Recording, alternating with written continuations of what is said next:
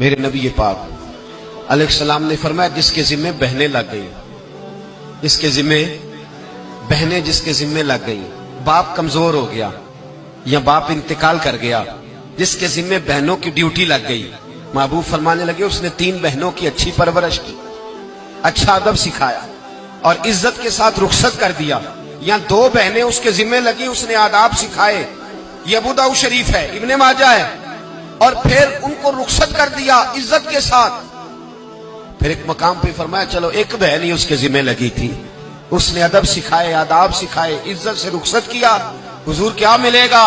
فرمایا باقی نیکیوں والوں کو ثواب ملے گا،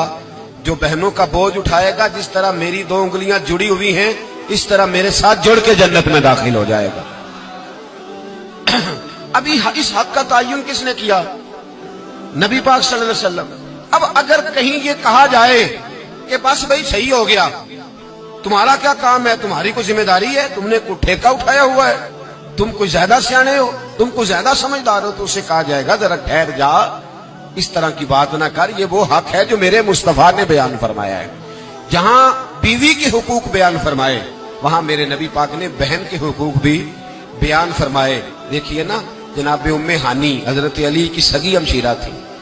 نبی پاک صلی اللہ علیہ وسلم کی چچا زاد بہن تھی، پر اللہ کے رسول ہمیشہ انہیں تحفے بھیجا کرتے، ان سے محبت فرماتے، ان کے بچوں کے ساتھ پیار کرتے۔ فرمایا علی کی بہن نہیں، یہ میری بھی بہن ہے۔ کیا لوگوں کو تاریخ کی وہ بات یاد نہیں؟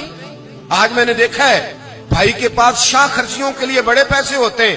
بھائی کے پاس بڑا سرمایہ ہے، جب شاہ خرچیاں کرنی ہو، سال کے بعد 2-3 چکر کاغان نران کے بھی لگانے ہو تو اس کے پاس روپیہ ہے، پیسہ ہے، اور اگر اس کی اماں کہہ دے کہ بیٹا عید کا موقع ہے، کوئی پرانا جوڑا ہی اٹھا کے بہن کو دے آ، تو کہتا اماں حالات بڑے سخت ہیں، اب میں تمہیں کیا بتاؤں۔ ہمیں وہ بات یاد نہیں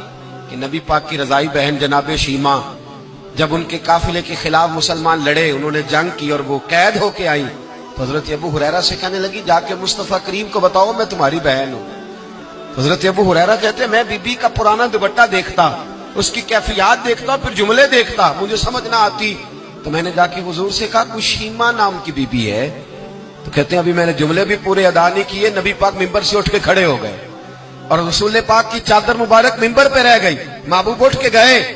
اور پھر جناب شیمہ کو گھر لے گئے اور پھر فرمایا عائشہ کو بلاؤ، فاطمہ کو بلاؤ، سودا اور حفصہ کو بلاؤ، ان سب سے کہو آؤ دیکھو میری بہن میرے گھر میں آئی۔ یہ رشتوں کا احساس، یہ رشتوں کی کیفیات، یہ درد، یہ سوز، یہ حضور نے ہمیں تعین کر کے دیا، یہ نبی پاک علیہ السلام نے ہمیں بتا کر کے دیا ہے۔ حضور نے ڈھیروں تحفے دیے اور ایسی آفر کی جس کے لیے امت تڑپتی ہے، ترستی ہے۔ حضور نے فرمایا شیمہ اگر تو پسند کرے تو تیرے لیے مدینے میں مکان نہ بنا دوں، اگر تو کہے تو یہاں تیرے لیے مکان نہ بنا دوں جہاں 70,000 فرشتے روز سلامی دینے آتے۔